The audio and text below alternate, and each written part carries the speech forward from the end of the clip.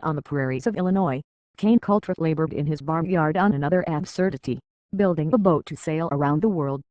When he built the first one 40 years earlier, farmers called it Coulter's Ark. He preferred Quicket from the classic Moby Dick. He harpooned the ridicule by indeed circling the earth, even surviving a hurricane.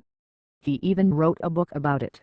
Now Coulter was in his 60s, no longer the lean former football player just out of college. Though white-haired and heavier, he still exuded daring-do and country charm. The voyage would reprise how a real estate manager from rural America could conquer the seas, though he lived far from water. He invited his friend Leo Sherman to join. Why not, Sherman thought. Both men were from nearby towns in rural Iroquois County, Illinois. Sherman considered Coulter a gentle and hard-working man, passionate about family and his ideals. They became fast friends. People who quit their jobs to sail joining them was Joe Strykowski of Florida, the marine naturalist and diver with a big smile. He met Coulter at a celestial navigation class that Coulter taught for years in Chicago. Now that they were done raising kids, the three men were ready for an adventure. They founded aboard the Quicket II, a 43-foot catamaran that Coulter built in a landlocked plain. But their journey ended in disaster when two powerful storms upended the catamaran off the coast of Africa. It has taken for years for Sherman to publicly speak about what happened during those fateful days. His tale is of the everyman who, at some point in life, finds himself staring into an abyss of hopelessness, and then discovers the world still has one last act of charity in it, enough to save your life. Rainbows, killer whales and kangaroos. When the Quicket II left U.S. soil off the Florida Keys on August 23, 2007, Leo Sherman didn't know if he would like sailing. The endless horizons of the sea changed that. He didn't know life could be so good, traveling to Belize, Australia, Timor, Christmas Island and Mauritius. Sailing the world's most beautiful lakes. Sherman celebrated his 55th birthday in Panama, where he learned some Spanish and woke to monkeys howling in the distance as the boat journeyed through the Canal. Their journey was supposed to last 2 years. Family and friends occasionally joined, becoming new crew. Sherman even left the voyage to undergo hip surgery, returning to the boat several months later in Australia. Days passed with 3 margarita afternoons, long siestas, feeding birds at his shoulder, and fishing on a crude reel made of line and a spool. He saw double rainbows, pods of killer whales, kangaroos and shooting stars. At 6'1", he was the tallest man in the village of Cookang, Timor, and a few shades lighter, he quipped. There, the crew talked themselves out of a $1 million rupee $500 fine for failing to give notice of arrival to customs officials. They ended up paying $150. He wore a skirt in Bali. The crew also climbed an inactive volcano. In between it all were moments where he emptied his soul into the ocean. I spent a lot of time on the back of the boat thinking about things, he said. The rising wall of water. The Quicket crew spent Christmas 2008 in Mauritius. It took 23½ days to arrive at the Indian Ocean Isle from Christmas Island. That was a beautiful sight to see that island, Sherman said. By January 16, 2009, the crew was anxious to travel to nearby Madagascar and the African continent. After Coulter checked the forecast, and apparently saw nothing amiss, they set sail. It was to be the last voyage of the Quicket II. The skies misted as they left Mauritius on a leg that was to last 6 days and cover 600 nautical miles. The rain worsened over the next 4 days. Sherman began his 3-hour shift at the helm at 1 o'clock in the afternoon. The twin-hulled boat heaved with growing waves, some reaching 40 feet in height. Coulter and Strykowski rested below deck, in the main salon.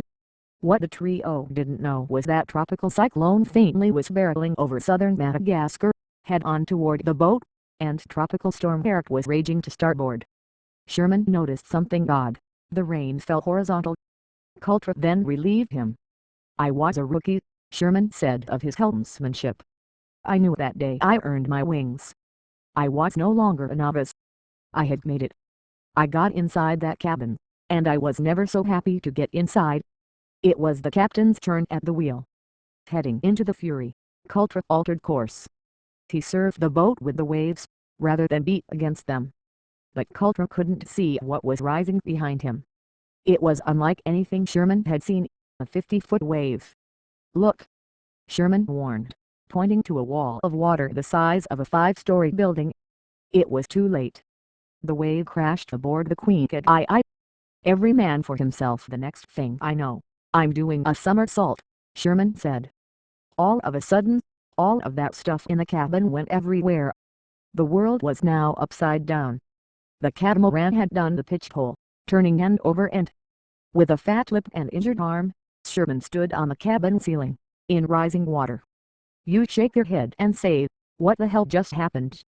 Sherman said. Sherman asked Strykowski if he was okay.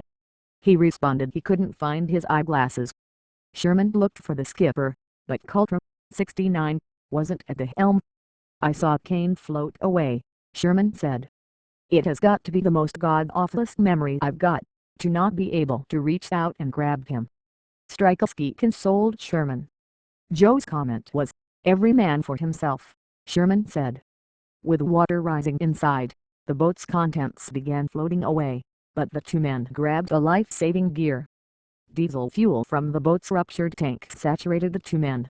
The storm's powerful waves continued to pummel the capsized boat. "We're like lightning bugs in a coffee can. When those waves hit, we're just getting slammed around like crazy," Sherman said. They each found wetsuits to dive from the main salon to Coulter's sleeping berth in one hull to find survival gear, but couldn't locate any. So they planned a dive to their berths in the other hull 15 feet away, where Strykowski had stowed flares, lights and fresh water. Sherman plunged first, setting a guide rope for Strykowski. Successful in the underwater swim, he tugged the line twice for Strykowski to proceed. He was to pull hand over hand on the line to meet Sherman. What could go wrong? After all, Strykowski was a master diver, Sherman thought. "I'm holding the line," Sherman recounted, "and I feel some movement. And then I don't feel anything. And then I wait and I'm going, this ain't good." Sherman searched for Strykowski. "He's gone," Sherman said. "I'm alone now and he left me." Strykowski, 73, had been swept away. Like Coulter, he was never found. "I'm alone. I'm trying to find things to make my situation better," Sherman said. "Stay with the boat." He remembered Coulter's advice for an accident. Stay with the boat. 30-foot waves tossed the sailboat like a toy rattle, battering and bloodying Sherman inside. Darkness fell 2 hours after the capsizing. Sherman thought he was sending an SOS signal to the world by activating an EPIRB, short for Emergency Position Indicating Radio Beacon, which is a satellite connecting beacon that resembles a floatable walkie-talkie. He tied it to his body, high and dry, for safekeeping, but he didn't realize he was shutting it off by removing it from the water. Unknown to him, the Coast Guard became confused about the on and off distress call. He slept the first night in the bathroom and shower. A life jacket and 2 5-gallon jugs of water buoyed him from drowning. He had donned a second wetsuit to fight a cold, but his teeth still chattered uncontrollably. Every time Sherman nodded off, a splash awakened him. The boom, now underwater, drugged against the cabin. Fatigued and hungry the next morning, he scavenged for food. "I found a bag of Bing cherries," he said, "and I thought I hit the lottery." Despite his desperate situation, he had work to do. Armed with a wood chisel and hammer, Sherman spent 4 hours carving a hole in the bottom of the plywood and fiberglass hull, which was now the submerged boat's top deck and visible to any passing vessels. He bloodied his hand as the waves knocked him off balance. Water gushed through the hole, so Sherman wore a snorkeling mask. With an opening to the world, he dispatched another SOS. He tethered the EPIRB to a line and tossed it into the rolling seas. The strobe light ignited, and the distress call was sent. With that, the crew's families back in the United States, who thought everyone was lost, knew for certain someone was alive. All the time, the storm kept raging. On the second night, Sherman slept in a hammock that he made of wire. He hung it above the water in the bathroom. The interior became an acid bath from leaking engine batteries. The diesel fumes now overwhelmed him. But he still found a way to brush his teeth, one pleasure amid the privation. In the middle of the night, he swore he saw a light through the hole. Yet there was no full moon, so he stuck his head out the new porthole.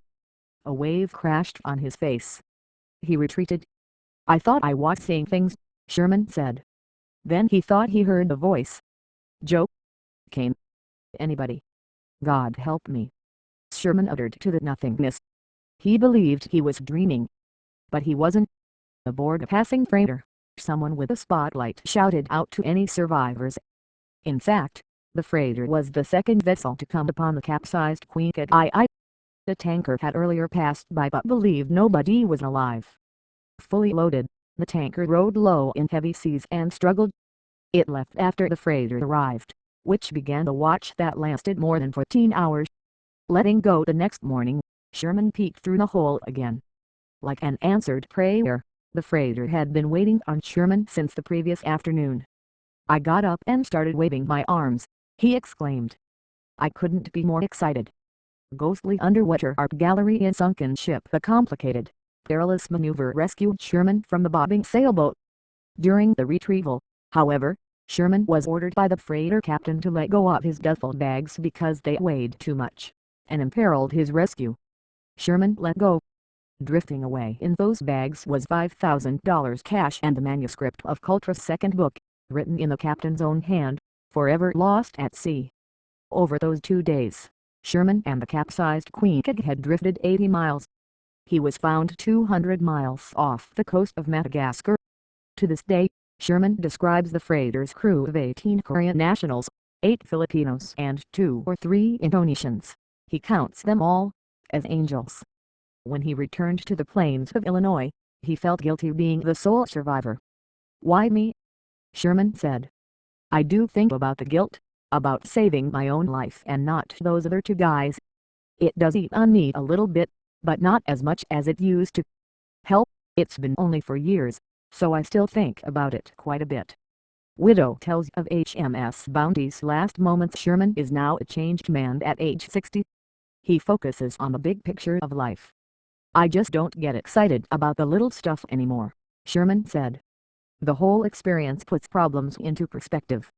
People get excited about something that's not right or going wrong, and I sit there and look at them and say, what do you get so excited about? It's a little thing." He also has a greater respect for life and how quickly it can be taken away from you in a heartbeat. Covering a cruise ship disaster today, he checks the weather himself before sailing. And he's been able to resume sailing, although he said it was difficult to step foot on a boat again, which he did 6 months after the shipwreck. "You're looking at the luckiest guy on the face of this earth," Sherman told the recent gathering of the Los Angeles Adventurers Club, a group of intrepid travelers who invited him to be their guest speaker. "I've talked to lots and lots of sailors," Sherman continued, "and they tell me they've heard all kinds of stories about pitch hauling, but never from the guy who was there.